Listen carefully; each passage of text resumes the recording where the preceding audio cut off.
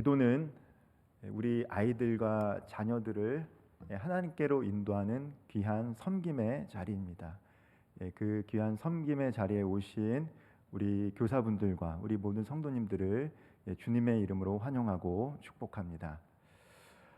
제가 2023년 12월에 부임을 했습니다. 그때 당시 부임할 때 제가 청년부를 맡았었는데요. 부임하고 얼마 지나지 않아서 이 3부 예배를 드리고 있는데 아마 이 저쪽 자리였을 거예요. 저쪽 자리에서 한 젊은 남자분이 마스크를 쓰고 설교를 듣다가 아멘 하시더라고요. 저희 교회 성도님들 대부분 조용히 예배를 드리시다 보니까 아멘 하시는 소리에 귀가 기울여졌고요. 그분이 이제 3부 예배만 드리시던 게 아니라 새벽 기도에도 나오시고 금요 기도에 나오셔서 예배를 드리셨습니다. 그래서 한번 여쭤봤어요. 어떻게 우리 교회에 오셨나? 처음에는 아직 우리 교회 등록하지 않은 청년인 줄 알고 어떻게 오셨습니까? 라고 여쭤보니까 그분이 알고 보니까 결혼을 하시고 세 자녀를 둔 아버지였는데 세 자녀 중에 딸 아이가 뇌전증으로 인해서 저기 서울대 병원 중환자실에 입원했었더라고요. 그래서 그 아이를 위해서 기도하기 위해서 우리 교회로 나왔다라고 말씀을 하셨습니다. 그리고 또 기회가 돼서 우리 그 아버지의 딸 아이가 중환자실에 있어서 저도 이 중환자실에 들어가서 한번 그 어린 딸을 위해서 기도를 해준 적이 있어요. 아버지가 이 간절한 마음으로 기도하는 것을 알기 때문에 제가 그 어린 딸이 이렇게 누워 있는 그 모습을 보니까 눈물이 나올 수밖에 없더라고요. 그 어린 딸의 아버지의 이 카톡 프로필을 보면요, 오늘 본문 마가복음 5장 41절 하반절 말씀이 카톡 프로필에 기록이 되어 있어요. 달리다구 마시니 번역하면 곧 내가 내게 말하노니 소녀야 일어나라 하시니라. 아직도 아버지는 이 말씀을 가지고 기도하는 것 같아요. 내 사랑하는 딸이 일어나기를 바라는 거죠. 이 말씀을 볼 때마다 저는 그 아버지가 떠오릅니다. 그리고 한 아버지가 오늘 등장합니다. 누구입니까? 바로 회당장 야이로예요. 회당장이라는 것은 회당 안에 예배 드릴 때 질서를 지키도록 했던 책임을 맡은 사람입니다.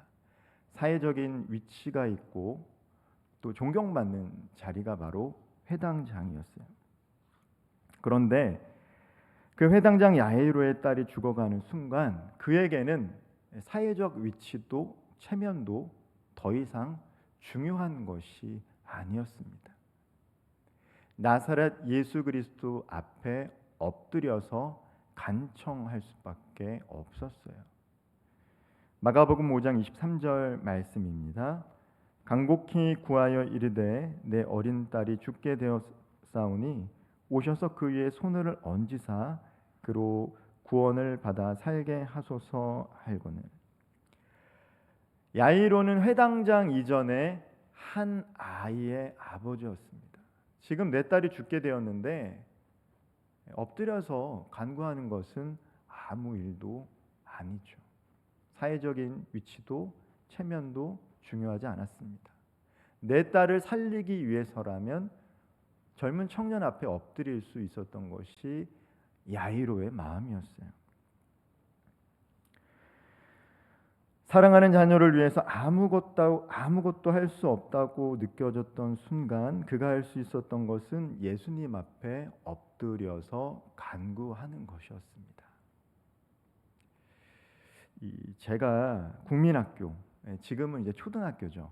국민학교 입학하기 전에 저희 아버지는 생계를 위해서 중동의 건설 현장을 나가셨어요.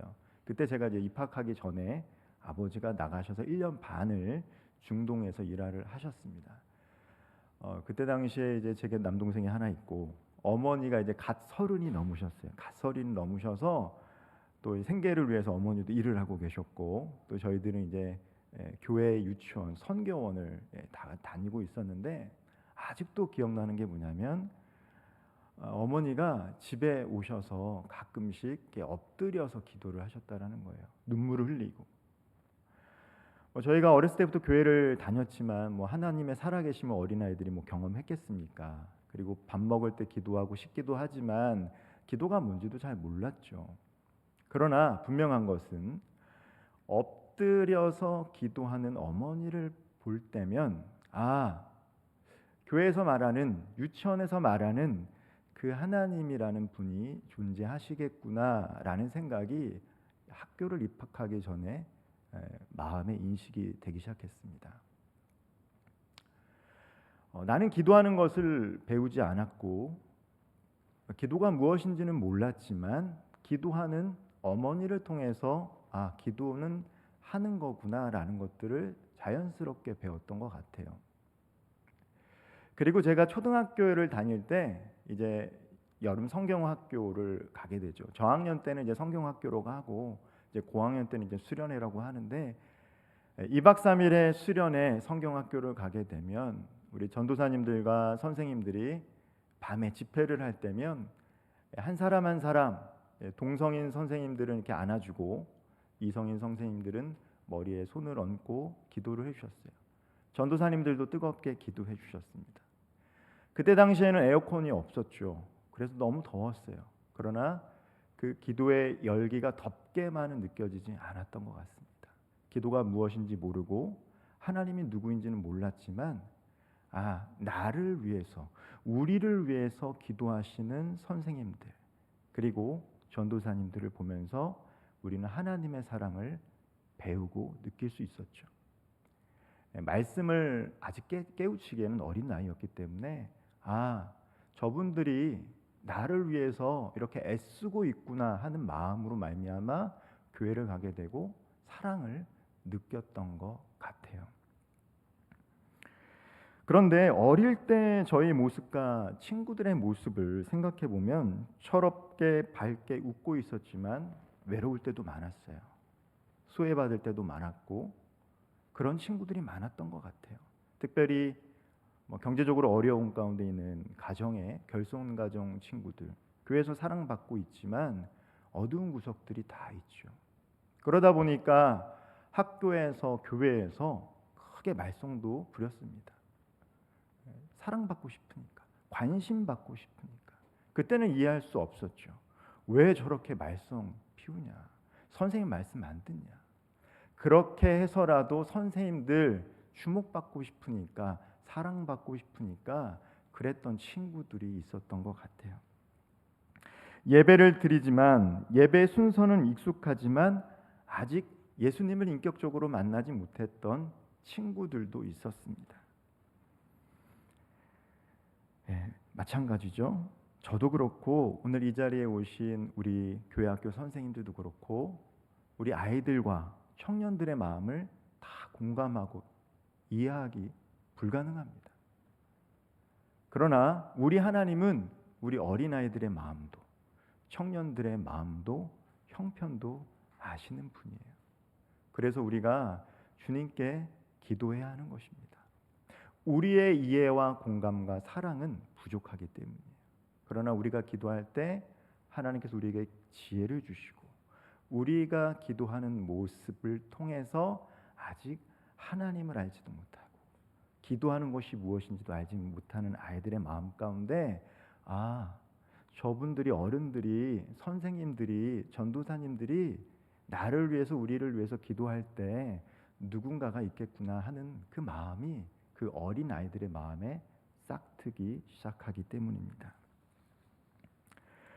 우리의 기도가 우리 사랑하는 자녀들과 우리 다음 세대들을 주님께 인도하는 귀한 섬김의 자리인 줄 믿으시기를 소망합니다. 아멘. 이 자리에 있는 것 자체가 섬김이에요. 저는 기도가 섬김이라고 생각합니다. 아이들에게 기도하라고 하기 전에 제가 먼저 기도해야 돼요. 제가 기도하는 모습을 보고 성도들이 우리 목사님이 기도하는 모습을 통해서 정말 하나님이 살아계시는구나. 목사님이 저렇게 진지하게 기도하는 모습을 보니까 하나님께 진지하게 기도해야겠구나 하는 마음을 성도들은 갖고 자녀들은 갖기 때문입니다. 야이로는 매우 급했습니다. 딸이 죽어가고 있기 때문이에요. 내 딸이 죽어가고 있는데 지금 무엇이 중하겠습니까? 예수님께서 지금 당장 같이 가셔야 했어요. 딸에게로 가셔야 했어요. 우리가 오늘 함께 읽었던 이 본문 가운데 읽지 않은 부분이 있습니다. 그 읽지 않는 부분은 12년 동안 혈루증을 앓았던 한 여인이 예수님의 옷자락을 만져서 치유된 사건이 기록이 되어 있어요. 마가복음 5장 25절부터 34절에는 12해 동안 혈루증을 앓았던 여인이 등장합니다.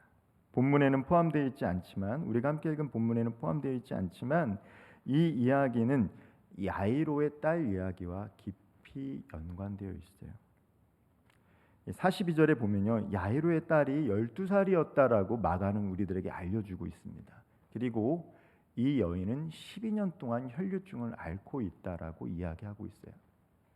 한 아이, 사랑스러운 아이가 태어나서 성장하는 그 12년 동안 한 아이는 사회적 위치, 재정적으로 풍성한 아버지의 보호 속에서 사랑을 받고 살아왔습니다.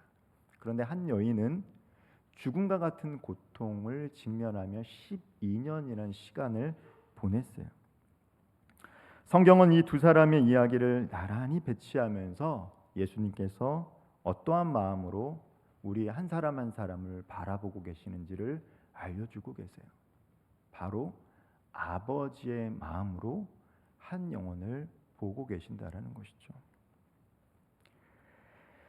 야이로의 입장에서는 얼마나 답답했겠습니까? 지금 내 딸이 죽어가고 있는데, 총각을 다투고 있는데 갑자기 주님이 멈춰서서 많은 무리 속에서 여인에 대해서 이야기를 하고, 딸아, 내 믿음이 너를 구원했다 라고 이야기를 하니까 오직 답답했겠습니까?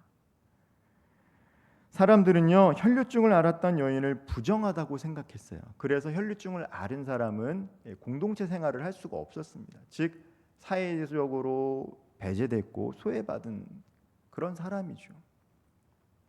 그런데 예수님은요, 그 여인을 향해서 딸이라고 이야기했어요. 총각을 다투는 분주한 상황 속에서도 예수님은 한 영혼을 바라보고 계셨습니다. 사회적으로 존경받고 주목받는 야이로의 딸도 주님의 딸이고요, 배제되고 소외받은 한 여인도 주님의 딸이기 때문에 주님은 목적이 있었지만 한 사람을 위해서 멈추고 딸이라고 불러주셨습니다.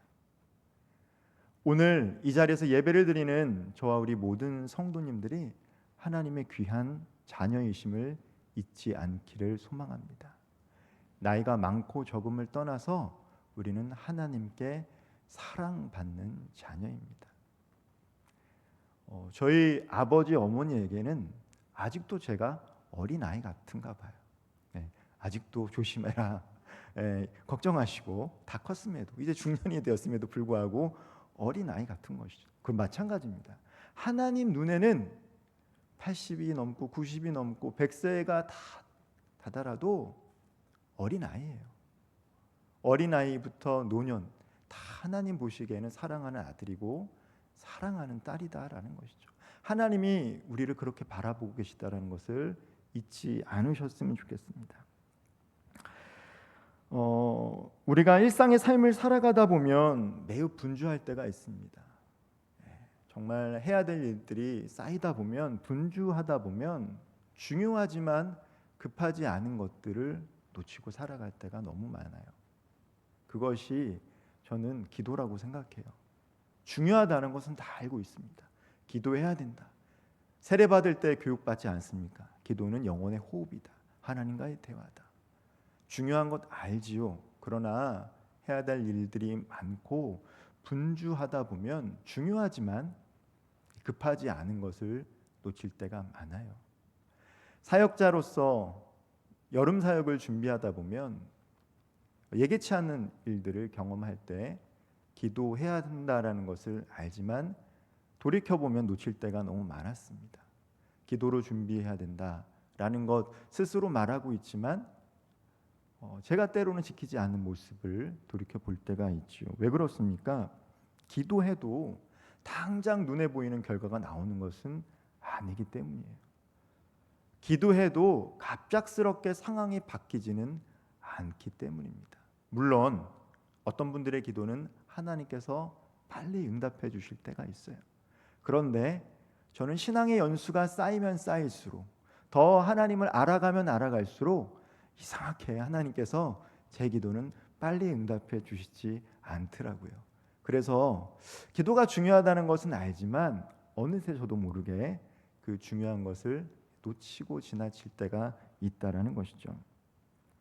그러나 그럼에도 불구하고 우리가 기도한다라는 것은 무엇입니까? 아무리 분주하지만 그럼에도 내가 하나님께 모든 것을 맡겨드립니다라는 믿음의 행동이에요. 오늘 우리가 여름 사역을 앞두고 금요 기도회로 모였습니다. 분주하죠. 이제 유치부는 정작 다음 주부터 이제 여름 성경학교가 시작됩니다. 그 뒤에 또 우리 청년부 수련회가 시작돼요. 해야 할 것도 많고 분주합니다. 그럼에도 불구하고 우리가 함께 기도로 시작한다는 것은 무엇입니까? 하나님, 분주하지만 우리의 삶의 주도권이 하나님께 있음을 믿습니다. 내가 열심을 내는 것도 중요하지만 하나님이 도와주시지 않으면 안 됩니다라는 것을 우리가 믿음으로 고백하기 때문에 기도의 자리를 찾게 되는 것인 줄 믿습니다. 주님은 우리보다 우리 자신을 더 잘 아세요. 나보다 나를 더 잘 아시는 분, 우리 부모님일 수 있겠지만 부모님보다 더 잘 아시는 분이 우리 하나님이십니다. 그리고 우리가 가리키는 우리 어린아이들과 학생들과 청년들보다 더 잘 아시는 분이 우리 하나님이세요. 그렇기 때문에 우리는 하나님께 기도하면서 그들을 지도할 수 있는 지혜와 가장 선한 길로 인도할 수 있는 길이 무엇인지를 계속 강구해야 하는 것입니다. 이 야이로에게 가장 두려운 소식이 들려옵니다. 35절 하반절 말씀인데요. 함께 읽겠습니다. 사람들이 와서 회당장에게 이르되 당신의 딸이 죽었나이다. 어찌하여 선생을 더 괴롭게 하나이까? 어찌하여 더 선생을 괴롭게 합니까? 이미 죽었습니다. 이제 주님 안 오셔도 됩니다. 괴롭게 할 필요 없습니다. 라고 얘기해요. 이들은 매우 현실적인 현 상황에 대해서 이야기하고 있습니다. 거짓말을 하는 게 아니에요. 정말 죽었습니다. 죽었기 때문에 더 이상 주님이 오실 필요가 없다라고 생각했어요. 상황만 놓고 보면 정확한 판단입니다. 때로 우리 삶 가운데 이러할 때가 있어요. 다 끝났다. 너가 아무리 열심히 하고 발버둥 쳐도 다 끝났어. 라는 이야기를 우리가 들을 때가 있습니다. 그런데 우리 주님께서 어떻게 말씀하십니까? 36절 하반절 말씀입니다. 함께 읽겠습니다. 두려워하지 말고 믿기만 하라. 성경에는요, 두려워하지 말라라는 말이 많이 나와요. 믿음의 반대가 두려움이지 않을까 생각이 듭니다. 실상 염려와 걱정과 함께 우리는 두려움을 많이 느끼고 살아가죠. 그런데 주님께서 어떠한 일들을 행하시기 전에 항상 그 사랑하는 자들에게 말씀하세요. 두려워하지 말라. 그리고 예수님께서 말씀하시죠. 이 아이는 죽은 것이 아니다. 자고 있다라고 이야기하고 계세요. 그러자 어떻습니까? 사람들이 비웃기 시작합니다. 마찬가지예요. 모든 것이 암울한 상황, 끝난 상황에서 우리가 믿음으로 무엇인가를 시도해 보려고 할 때 어떤 사람들은 비웃기도 합니다. 아무 상관없다라고 얘기합니다. 소용없다라고 얘기합니다. 그러나 우리는 그 소리에 귀를 기울일 필요가 없습니다. 그것이 객관적인 사실이고 현상이라 할지라도 믿음은 그 상황 속에서 하나님께서 일하실 수 있다라는 그것을 붙잡고 주님께 맡겨드리는 것이기 때문입니다. 예수님께서 비웃는 사람들을 어떻게 하십니까? 밖으로 내보내요. 그리고 부모님과 예수님의 제자들만 데리고 소녀가 있는 방으로 들어가십니다. 우리 주님께서 일을 하시기 직전에 치유와 회복의 역사를 일으키기 직전에 비웃는 사람들을 보내시고 하나님께서 부르심 받은 사람들만 초청해서 생명의 역사가 일어나는 광경을 목도하게 하신다는 것이 오늘 우리가 깊게 묵상해 봐야 될 말씀 구절이기도 해요. 비웃던 사람들을 다 내보내셨어요. 그리고 그 사랑하는 딸을 위해서 간절히 기도했던 야이로와 그의 아내 그리고 제자들을 그 딸의 방으로 들어가게 하십니다. 예수님께서 아이의 손을 잡으시고 말씀하셨어요. 달리다굼, 소녀야 내가 내게 말하노니 일어나라. 달리다굼. 마가복음에는 이제 아람어가 나오는데 성경은 헬라어로 기록이 되어 있지만 실제로 예수님은 아람어를 쓰셨다고 합니다. 그때 당시 사람들은 대부분 아람어를 썼는데 이 달리다굼이 이상한 말이 아니라 그때 당시 예수님 쓰시던 말씀이었던 것이죠. 소녀야 일어나라 라고 예수님 말씀하셨어요. 달리다굼, 소녀여 일어나라.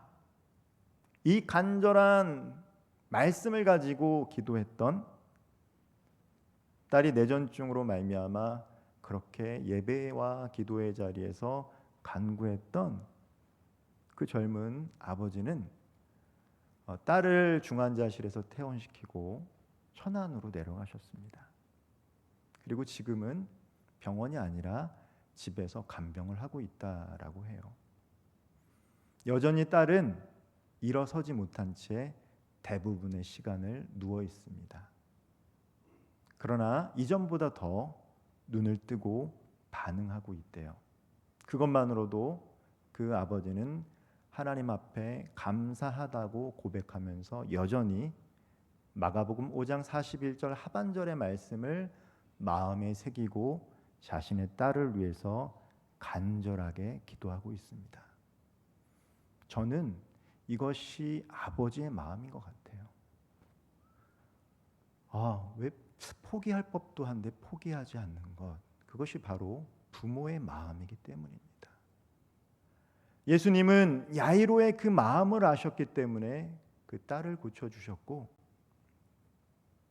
앞비가 없는 혈루증 여인에게 국률함과 연민을 느끼고 딸이라고 말씀해 주셨어요. 이것이 바로 복음을 받아들이는 사람들의 고백인 것 같습니다. 어떠한 상황 속에서도 불평하기 쉽고 낙심하기 쉽고 절망하기 쉬운 그 상황 속에서도 예수 그리스도께서 일하심을 끝까지 믿고 붙잡고 기도할 수 있는 것 쉽지만은 않습니다. 그러나 아버지의 마음이기 때문에 포기하지 않고 기도할 수 있는 거예요. 우리가 믿는 주님은 죽은 자를 살리시고 절망으로 누워있는 영혼을 일으키실 수 있는 분인 줄 믿으시기를 소망합니다. 우리 인간의 생사화복은 주님께 달려있는 거예요. 인간의 생사화복은 주님께 달려있습니다. 우리가 믿기 때문에 오늘 이 자리에 있는 것이죠. 우리 주변과 우리 교회의 환우들을 위해 간절히 기도하시기를 소망합니다. 우리 주변에 아픈 이들을 생각하시면서 계속 기도해 주세요. 특별히 교회 환우들을 위해서 믿음으로 기도해 주십시오. 포기하지 않고 더 악화만 되지 않으면 좋겠다라는 마음이 들 때도 있지만 포기하지 않고 때가 되었을 때 하나님이 일하실 것을 기대하고 기도하셨으면 좋겠습니다. 그 모습 자체가 살아계신 하나님을 증거하고 있는 모습일 수도 있기 때문입니다. 예수님은 소녀를 일으키신 뒤에 먹을 것을 주라고 이야기하세요. 43절 말씀 함께 읽어보겠습니다. 예수께서 이 일을 아무도 알지 못하게 하라고 그들을 많이 경계하시고 이에 소녀에게 먹을 것을 주라 하시니라. 소녀가 일어났습니다. 그리고 나서 예수님께서 하셨던 말씀은 이제 살아났으니 먹을 양식을 주라는 거예요. 여름 사역을 앞두고 수련회 가운데 우리는 우리 자녀들과 우리 다음 세대들이 예수 그리스도를 인격적으로 만나고 생명의 하나님을 경험하는 그런 역사가 일어나기를 간절히 소망합니다. 그리고 준비하고 있습니다. 그리고 반드시 준비할 때 하나님, 유치부부터 청년에 이르기까지 하나님께서 풍성한 은혜로 응답해 주실 줄 믿습니다. 그러나 수련회에서 은혜 받는 것도 중요하지만 그 이유가 더 중요합니다. 2박 3일의 은혜는 2박 3일만 지속되기 때문입니다. 하나의 터닝 포인트를 통해서 우리가 예수 그리스도를 인격적으로 만났다라면 그 다음부터는 그 생명을 살릴 수 있는 말씀을 계속 먹여줘야 합니다. 예수님께서는 다시 일어난 야이로의 딸에게 먹을 것을 주라 말씀하셨습니다. 여름 성경학교와 여름 수련회를 준비하는 이 시간, 아직 끝나지 않았음에도 우리는 그 이유가 더 중요하다는 것을 기억하고 계속해서 교회와 가정에서 자녀들에게 먹을 양식과 함께 말씀의 양식을 먹여줄 수 있어야 합니다. 그것이 바로 오늘 저와 우리 선생님들과 우리 성도님들을 부르신 하나님의 뜻인 줄 믿습니다. 맛있는 것을 자녀들에게 주고 싶은 것만큼 좋은 말씀의 꼴을 우리 자녀들에게 먹여줄 수 있는 교사들과 교육자들과 부모님들 되기를 소망합니다.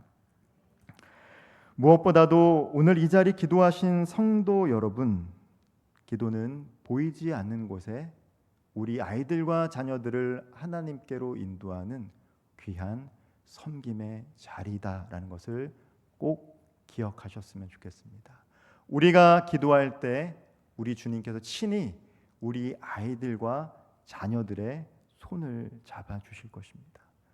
우리가 우리 자녀들의 이름을 고백하며 기도할 때 하나님께서 잠들어 있는 그 아이들과 학생들과 청년들의 영혼을 깨워 주실 것입니다. 내 사랑하는 자녀야, 이제 일어나라 라고 우리 주님께서는 반드시 말씀해 주실 것입니다. 간절한 마음으로 야이로와 같이 죽은 딸을 살리고 싶다라는 그 간절한 마음으로 우리 자녀들과 우리 아이들을 위해 뜨겁게 기도함으로 이번 여름 성경학교와 수련회를 통해서 창조주 하나님을 경험하게 하시고 예수 그리스도를 인격적으로 만나게 하시고 성령의 인도하심을 받음으로 복된 삶을 살아갈 수 있는 우리 자녀들과 다음 세대 될 수 있도록 뜨겁게 기도할 수 있는 저와 우리 모든 성도님들 되시기를 주님의 이름으로 간절히 축원드립니다. 기도하겠습니다.